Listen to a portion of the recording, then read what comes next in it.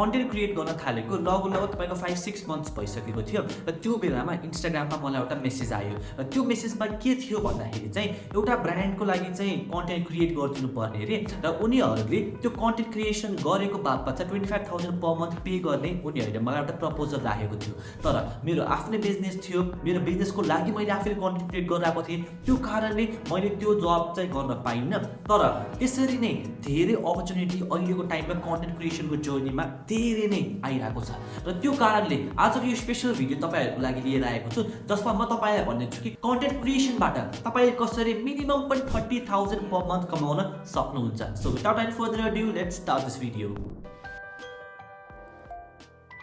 So फर्स्टमा बुझौँ कि कन्टेन्ट क्रिएसन गर्नुभन्दा अगाडि बिजनेसेसहरूले तपाईँलाई कन्टेन्ट क्रिएसन गरेको बापत किन पे गर्ने त। सो फर्स्टमा बुझ्छौँ कि एभ्री बिजनेस निड्स अटेन्सन। अहिलेको टाइममा पैसा भन्दा पनि एउटा नयाँ करेन्सी आएको छ र त्यसलाई भनिन्छ attention. Every business need attention किन भन्दाखेरि नि हरेक बिजनेसलाई आफ्नो प्रोडक्ट वा सर्भिस सेल गर्नु छ। तर अहिलेको टाइममा के भएको छ भन्दाखेरि चाहिँ हरेक बिजनेसले बिस्तारै बिस्तारै रियलाइज गरिरहेको छ कि डाइरेक्टली एड मात्र रन गरेर हामीले अटेन्सन पाउन सकिरहेको छैनौँ र त्यो कारणले सबैजनाले अहिले कन्टेन्ट क्रिएट गरिरहेको छ, किनभने सबैले थाहा छ कि कन्टेन्टबाट अटेन्सन आउँछ। तपाईँले डिफ्रेन्ट इन्फ्लुएन्सर्सहरूलाई फलो गर्नुहुन्छ, तपाईँले डिफ्रेन्ट न्युज च्यानल्सहरू फलो गर्नुहुन्छ, किन भन्दाखेरि नि हामी एभ्री टाइम कन्टेन्टमा मात्र हाम्रो आइबल्स गएर बसिरहेको हुन्छ, हाम्रो अटेन्सन पाइरहेको हुन्छ कन्टेन्टले।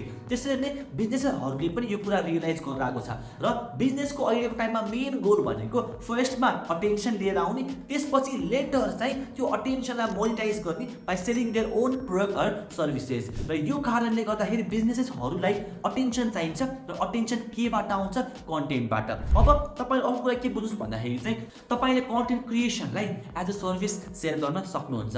सो अघि भनेको जसरी नै हरेक बिजनेसलाई कन्टेन्ट त चाहिन्छ, तर अहिलेको टाइममा प्रब्लम के भइरहेको छ भन्दाखेरि चाहिँ हरेक बिजनेस ओनर्सहरूसँग त्यो टाइम थिएन कन्टेन्ट क्रिएट गरेर बस्नको लागि। र त्यो टाइममा यदि उनीहरूको बिजनेसको लागि कसैले चाहिँ कन्टेन्ट क्रिएसनको फुल्ली सबै काम ह्यान्डल गरिदियो भने बिजनेसेसहरूलाई धेरै नै सजिलो हुन्छ र त्यो बिजनेसहरूले त्यो बापत तपाईँहरूलाई पे गर्छ।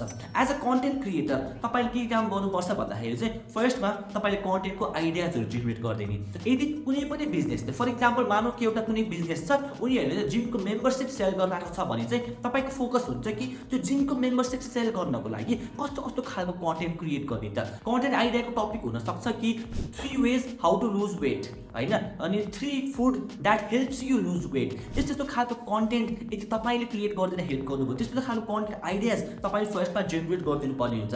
बाइ द वे भिडियो राम्रो लागिरहेको छ भने तल लाइक गर्न नबिर्सिनु होला। सेकेन्ड थिङ भनेको चाहिँ कम्पिटिटर्स कन्टेन्ट एनालाइसिस। तपाईँले चेक गरिदिनु पर्ने हुन्छ कि उनीहरूको कम्पिटिटर्सहरूले चाहिँ कस्तो खालको कन्टेन्ट क्रिएट गरिरहेको छ। र मानौँ कि ल उनीहरू कम्पिटिटर पनि नभनौँ, उनीहरूकै फिल्डमा निसमा अरू राम्रो राम्रो टप निसेसहरूले चाहिँ कस्तो कस्तो खालको कन्टेन्ट क्रिएट गरिरहेको छ। सो त्यो कन्टेन्ट क्रिएसनबाट पनि हामीहरू इन्सपायर भएर चाहिँ त्यहाँबाट सिकेको कुरा चाहिँ तपाईँले आफ्नो क्लाइन्टको बिजनेसमा कन्टेन्ट क्रिएट गरिदिने बेलामा हेल्प गर्न सक्नुहुन्छ। थर्ड थिङ भनेको चाहिँ तपाईँले कन्टेन्टको आइडिया जेनेरेट गर्नुभयो, तपाईँले कम्पिटिटर्सहरूको एनालाइसिसहरू गर्नुभयो, त्यसपछि तपाईँले स्क्रिप्ट राइटिङ पनि गरिदिनु पर्ने हुन्छ, किनभने अहिलेको टाइममा हरेक भिडियो भनेको रिलको फर्मेटमा एकदमै भाइरल हुन सकिरहेको छ।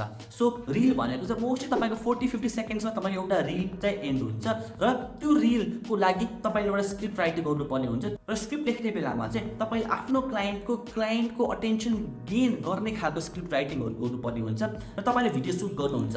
कतिपय टाइममा तपाईँले चाहिँ कुनै एउटा बिजनेस ओनर छ भने चाहिँ ओनरलाई नै राखेर, होइन, तपाईँले चाहिँ स्क्रिप्ट गरिदिनुहुन्छ, कन्टेन्ट आइडिया जेनेरेट गर्नुहुन्छ, कन्टेन्ट एनालाइसिसहरू सबै गर्नुहुन्छ र बिजनेस ओनरलाई तपाईँले एउटा स्क्रिप्ट दिनुहुन्छ, तपाईँले भिडियो सुट गरिदिनुहुन्छ र त्यो भिडियोलाई लिएर आएर तपाईँले एडिट गर्नुहुन्छ।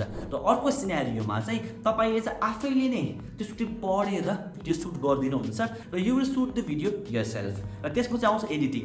तपाईँले भिडियो सुट पनि गरिदिनु भइसकेपछि तपाईँले चाहिँ सिम्पल हल्का एडिट पनि गर्नुहुन्छ र एडिट गर्नु भइसकेपछि चाहिँ तपाईँले उनीहरू सबै सोसियल मिडियामा पोस्टिङको काम पनि गरिदिनुहुन्छ र एन्डमा तपाईँले पोस्ट भइसकेपछि कतिको रिच आयो, कतिको इङ्गेजमेन्ट आयो भनेर चाहिँ तपाईँले रिपोर्टिङको पनि काम गरिदिनुहुन्छ।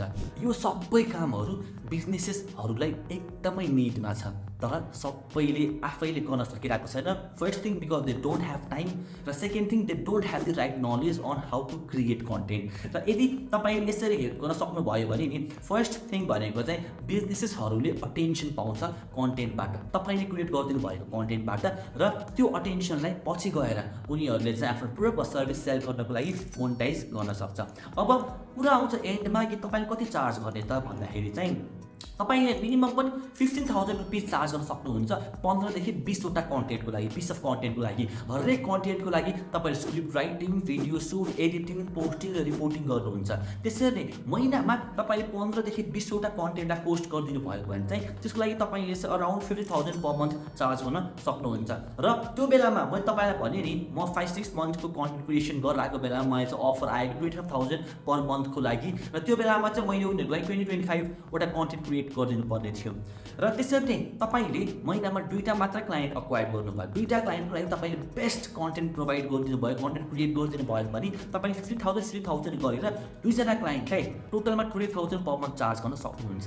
र 30,000 तपाईँले 2टा क्लाइन्टलाई घरमा बसेर कन्टेन्ट क्रिएट गरेर आफ्नो स्किलबाट नै हेल्प गर्न सक्नुहुन्छ। र गाइस म चाहिँ तपाईँहरूको निड अनुसारले कन्टेन्ट क्रिएट गरिरहेको छु, र तपाईँलाई कुनै पनि नयाँ टपिक अथवा तपाईँको मनमा लागेको कुनै पनि क्वेरिज छ भने तर कमेन्टमा सोध्नु होला, म आफै नै तपाईँको कमेन्टमा रिप्लाई गर्नेछु, र फ्युचरमा भयो भने तपाईँको त्यो कमेन्टमा तपाईँको त्यो क्वेरीमा कन्टेन्ट पनि क्रिएट गर्नेछु। So thank you so much for watching this video. See you inside the next video.